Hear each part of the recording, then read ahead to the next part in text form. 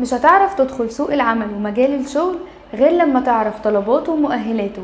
تعال اقولهم لك. اول حاجة الشهادة المعتمدة، لانك استثمرت وقتك وجهدك في تعلم المهارات المطلوبة للوظيفة. تاني حاجة شهادات الخبرة، بتعني انك اشتغلت فعلا في مجالك، وده بيديك خبرة كبيرة على المنافسين اللي ما عندهمش اي خبرة في المجال اصلا. وافتكر ان كل ما زادت خبرتك زادت ثقتك بنفسك.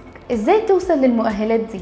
اول حاجة تدريبك يكون في مكان معتمد علشان تضمن ان شهادتك يكون ليها ثقة كبيرة قوي في السوق. واحنا هنا في اهرام مصر بنقدم لك التدريب بشهادة معتمدة من وزارة العمل. مشاركتك في التدريب العملي بجانب الجزء النظري احنا هنا بنوفره لك في اهرام مصر علشان تكتسب خبرة مباشرة وتبقى جاهز لسوق العمل من خلال اشتراكك في ورش عمل تخص مجالك، وتبدأ بكورسات كتيرة مختلفة. وبعد كل ده بتجمع شهاداتك وخبراتك ومهاراتك في CV، وبكده تكون حققت الشروط المطلوبة في سوق العمل.